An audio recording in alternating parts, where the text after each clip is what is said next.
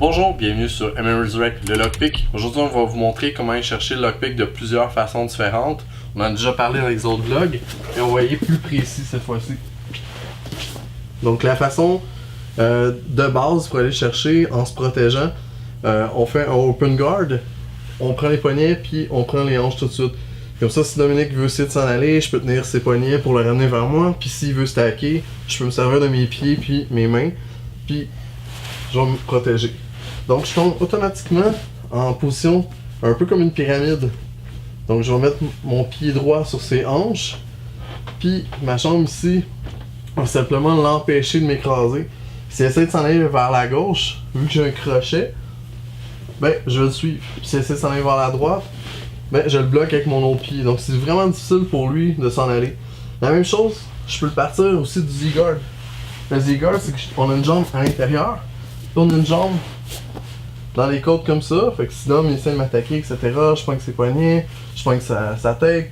Et automatiquement, dès que je fais un espace, ben, je peux sortir ma jambe, puis je m'en vais la remettre sur ses hanches. Fait que soit qu'on part la position neutre avec les deux poignets, avec mes pieds sur ses hanches, ou soit que je pars directement du Z-guard.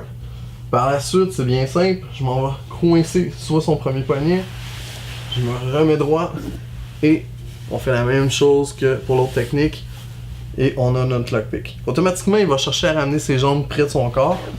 Fait que là, il rentre dans le lockpick encore plus profond. S'il essaie de s'en aller, j'ai mon cross-arm bar automatiquement qui va partir. Automatiquement, je peux aller le faire tout de suite. Puis moi, ben, je lève et je lève mes hanches. Au contraire, s'il stack. S'il stack, il cherche vraiment à m'écraser. Automatiquement ici, je m'en vais replacer sa tête. J'ai tout ici qui est coincé et j'ai mon gogo plata. Une fois que la tête est là, je peux me servir de mon autre main. Donc ça, c'est une des façons d'aller chercher. L'autre façon que vous avez vu dans les autres vlogs,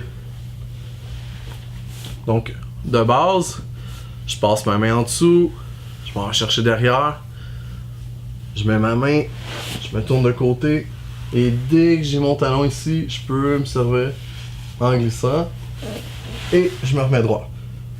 Donc ici, j'ai sa main coincée, j'ai ma main ici, et je glisse, je vais sécuriser le poignet. On appelle ça le tie grip. Parce que plus qu'il tire d'homme, plus qu'il est coincé. Mais par contre, pour pas que ça glisse, nous on garde soit une main en arrière, ou on change de main, le knife grip, et on essaie tout de suite d'aller mettre le bras en dessous. En plus, mon coude est comme sorti de ses hanches, fait que je m'accote sur lui. Je peux pas, j'ai plus de trou pour sortir mon coude. Ça, il peut plus le ramener. Même si vous voyez un espace ici, lui il est coincé. Ouais. Et automatiquement, s'il vient me frapper en MMA, ben je peux me protéger beaucoup plus facilement, puis je peux l'attaquer aussi de plein de façons. Si c'est en Jiu-Jitsu, ben j'ai le droit de le tenir comme ça. Si c'est en MMA, il faut juste faire attention au niveau des gants, faut pas tenir les gants, mais le reste, on a le droit. Tout est légal. Autre façon d'aller chercher, la personne est en train de vous attaquer, vous êtes en armbar, vous ratez votre armbar, vous avez de la difficulté, mettez les pieds sur les hanches et je retransforme en lockpick. Je redeviens neutre et je continue à attaquer. Il y a vraiment plusieurs façons d'aller chercher le lockpick. Je sais que plusieurs d'entre vous vont dire aussi pourquoi Dominique fait pas juste tourner sa tête vers moi ou de l'autre côté, comme ça, comme ça. On a déjà pensé à ça, on a déjà testé avec plusieurs personnes.